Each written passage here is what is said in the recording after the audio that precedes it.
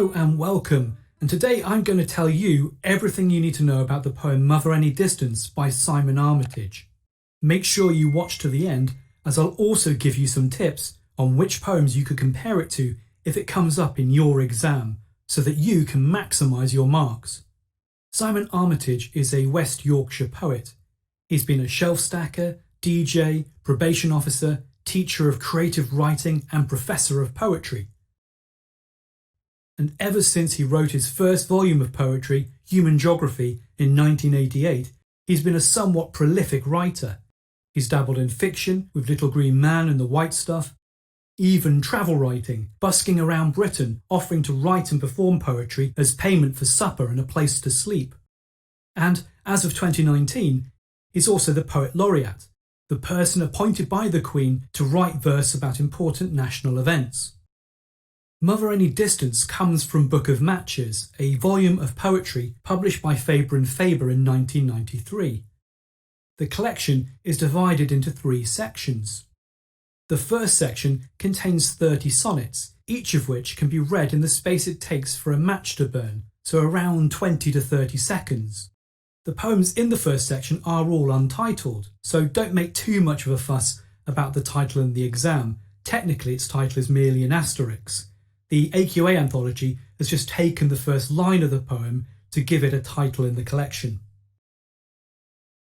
Critic Elspeth Barker, writing for the Independent newspaper, argues that the first section are autobiographical self-portraits, and this would mean that the speaker in the poem is Armitage himself talking about his own mother. But you could read the voice as that of a constructed persona, so you could say it's a son or a daughter talking about their mother. But we will go with the most popular interpretation, a son talking about his mother. And that is the main theme of the poem, the relationship between children and their parents and how that relationship changes over time. Let's take a closer look at the poem together. Mother, any distance greater than a single span requires a second pair of hands. You come to help me measure windows, pelmets, doors, the acres of the walls, the prairies of the floors. You at the zero end, me with a spool of tape, recording length, reporting meters, centimetres, back to base, then leaving up the stairs. The line still feeding out, unreeling years between us. Anchor, kite. I spacewalk through the empty bedrooms, climb the ladder to the loft, to breaking point, where something has to give. 2 floors below, your fingertips still pinch the last 1/100th of an inch. I reach towards a hatch that opens on an endless sky, to fall or fly. Okay, so what's the story of the poem? What's going on? Well, a young adult man has left the family home and moved into his own place. His handspan or arm span isn't enough to stretch out far enough to measure the rooms, so he's got his mum's help to take measurements. And the two of them go around the house taking note of the size of rooms to get dimensions for things like curtains. The son talks about his mum using lots of metaphorical imagery. He thinks of her like his anchor or someone holding the strings of his kite, keeping him grounded, secure and safe. This new place is very exciting to him. It feels like walking in space, a bit scary but thrilling at the same time. The son begins thinking about his relationship with his mum and how it's changing. And as he looks at the massive open sky through his attic window, he realises now is his opportunity to try to make it on his own. Whether he falls or flies is down to him now. Let's zoom in a little on the structure and language. Mother Any Distance is written in free verse. There's no real rhyme scheme as such. It reads as quite a conversational poem, like the son is talking to his mother. And this conversational tone is created by its opening word, the noun mother. This kind of direct address to an implied but otherwise silent listener is called apostrophe, not to be confused of course with the punctuation mark with the same spelling.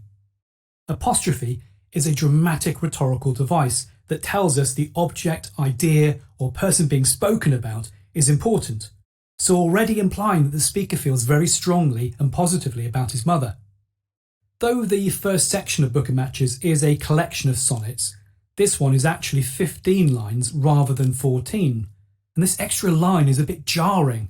It's as if Armitage has added this extra line to change the sonnet structure, and by doing so is drawing attention to the idea of how the son's relationship with his mother is also changing. It's quite a clever use of structure, really.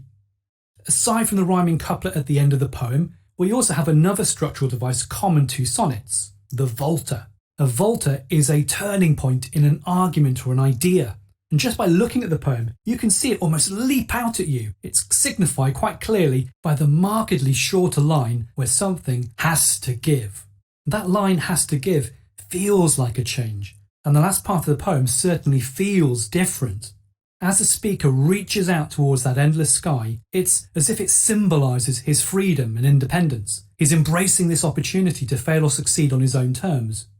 Sonnets, though, tend to have a regular metre and rhyme scheme, which this poem lacks.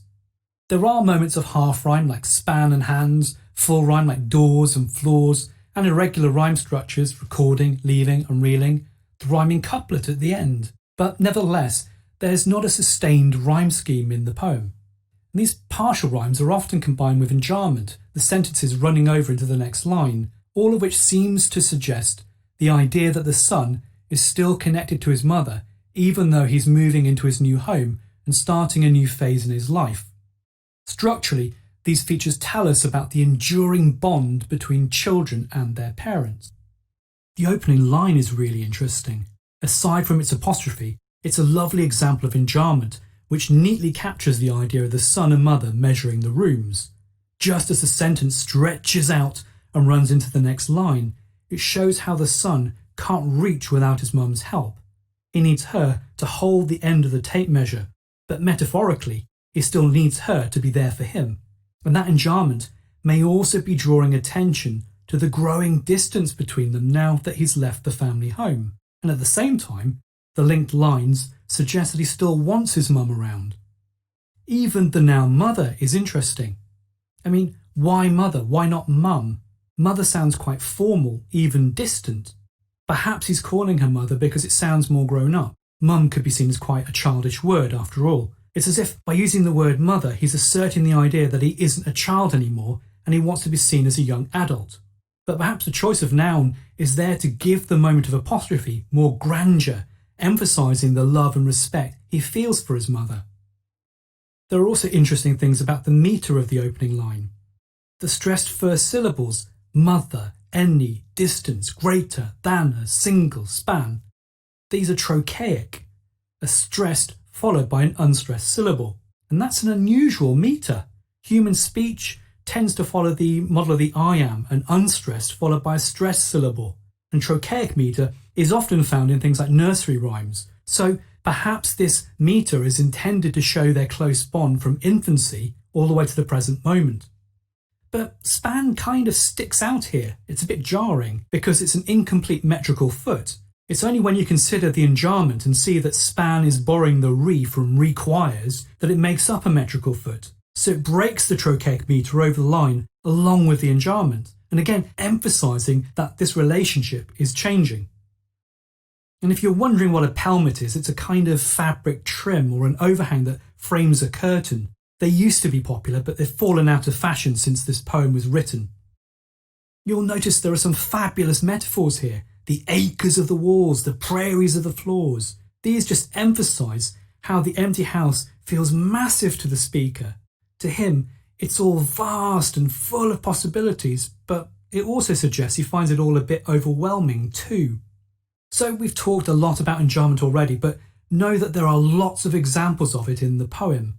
It's to suggest the idea of that tape measure stretching out as they measure the rooms in the house. It's also there to draw attention to the growing distance between them. But no matter what, Mum still has hold of one end. The relationship is presented as an enduring and strong and unbreakable bond. We have the extended metaphor of this line still feeding out. It appears in different ways in the poem, making it an extended metaphor. On one level, it's like the umbilical cord that connects a fetus or newborn baby to its mother. The verb feeding reinforces this idea because the umbilical cord allows nutrients to pass from the mother to the fetus in the womb. And then we see the image reformed with the anchor, as if it's now the chain that ties a ship and anchor weight together. And anchors, of course, stop ships from drifting into danger, so perhaps it's intended to show the sense of security and safety provided by Mum. This is also implied in the imagery of the kite. Kite strings prevent a kite from blowing away in the wind, again providing control and reassurance. All these images are linked by the idea of accord, that metaphorical connection of a mother and child, that idea of the enduring bond that exists between them. Yet, is there a degree of ambivalence here? And by ambivalence, I mean kind of looking both ways, feeling unsure which way you feel about something. Is the speaker suggesting that Mum is holding him back, preventing him from sailing off or flying away? And this is also kind of reflected in the grammar here. We have two minor sentences abruptly terminated by full stops. I mean, perhaps these full stops show the mum's strength and the son's certainty of his mother's protection, but perhaps they might also suggest the idea of her holding him back, being a hard stop that digs in, refusing to fully let go. We see the extended metaphor continue in the reference to spacewalking for empty bedrooms, since astronauts are usually tethered to their spaceships to prevent them drifting off into deep space. So as the speaker heads upstairs, it's like he's entering another atmosphere. Again, the sense of anxiety and being overwhelmed is there, but so too is a sense of excitement, the thrill of a new frontier. The enjambment begins to take on a new quality here. It's as if the son is finally breaking away, stretching the old familiar connection to his mother, where something has to give. Remember, this is the moment of the Volta we mentioned earlier. He's ready now to move on, ready for this new phase of his life. Yet, Mum is still pinching, the painful nature of that verb suggesting the son is growing perhaps less comfortable about Mum's hanging on, as he wants to be more independent. But it may also just show that he knows deep down that she'll always be there for him, as, when you think about it, a pinch is the lightest of grips, so maybe it's just suggesting that she'll always be there to keep him safe, even with just a light touch. But he's ready to move on now, so that attic hatch, this doorway to the top floor of his home, may be an extension of that spacewalk metaphor, like an astronaut leaving the hatch of a spaceship to go into the unknown. And that moment of enjambment as he reaches into the next line suggests the speaker is finding the courage to begin the next stage of his life. We get that wonderful imagery of the endless sky, the rich symbolism of endless opportunity, freedom, possibilities and potential. And all of this is supported brilliantly by the phonetics of the language. We have the unvoiced affricative ch sound of reach and the fricative f sounds of fall and fly, which, when spoken, force us to push air out of our mouths, creating a light, airy tone, which creates a lightness and freedom even in the phonetics. And the feeling of the air rushing out on fly makes the word soar and suggests that he will succeed. So you're probably thinking to yourself, what are the best lines I should remember for the exam? What should I revise? I mean, I can't remember all of them, can I? Well, my advice would be to keep it simple. It's often easiest to remember things that rhyme, so let's go for you come to help me measure windows, pelmets, doors, the acres of the walls, the prairies of the floors. That allows you to talk about those fantastic metaphors, the acres and prairies, emphasising his sense of adventure and freedom, but also his feeling overwhelmed by it all. Whatever you choose, you absolutely must learn this one though. Unreeling years between us, anchor, kite. Aside from it being a nice short quote to learn, it's the central idea and message of the poem condensed into just a couple of lines. It's the extended metaphor that unites the poem, that line, that link, that connection between the mother and child, which endures no matter what. And you also get to hit those higher bands by weighing up the ambivalent imagery of anchors and kites. And lastly, I'd probably go for I reach towards a hatch that opens on an endless sky to fall or fly. Again, sky and fly rhyme, so it might make it easier to remember, but more importantly, it also allows you to talk about phonetics, that unvoiced affricative ch, those voiced fricative f's, as well as the imagery. So let's review those revision lines. You come to help me measure windows, pelmets, doors, the acres of the walls, the prairies of the floors. The line still feeding out, unreeling years between us, anchor, kite. I reach towards a hatch that opens on an endless sky to fall or fly. So get them written down, put them on flashcards, put them on a poster, a mind map, carve them into your bedroom door. Okay, don't do that. Definitely don't do that last one. But do write them down where you'll see them and practice learning them.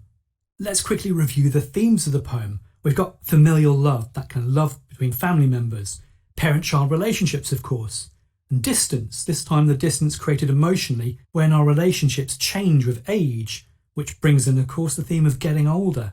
There's also the theme of freedom and independence, the tension in the poem between the speaker feeling reassured by his mother's love and protection on the one hand, but on the other hand, his ambivalent feelings and that implied idea that maybe, just maybe, mum is holding him down and holding him back. Okay, so this last bit is just a reward, a little bonus extra for those who've stuck with this to the end.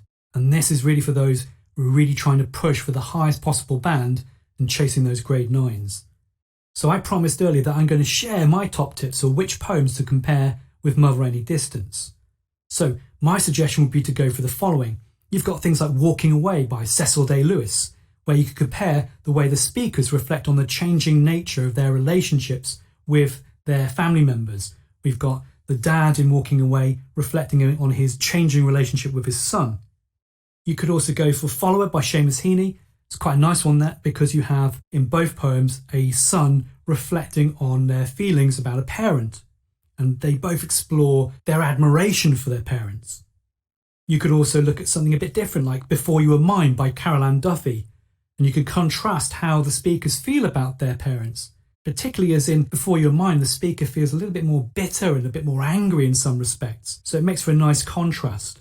You could go for something like Climbing My Grandfather by Andrew Waterhouse and compare how the speakers in these poems use metaphors, in this case extended metaphors, to express their admiration for a parent or grandparent. This is a really good one for looking more closely at the technical language features. Well, now you know how to maximise your marks on Mother Any Distance. You know the key language, literary and structural features to talk about. You know which poems to bring out for comparison. You know all you need to hit the top band. I hope this video has proved helpful, either in your study of the poem or your revision. Thanks for watching, and bye for now.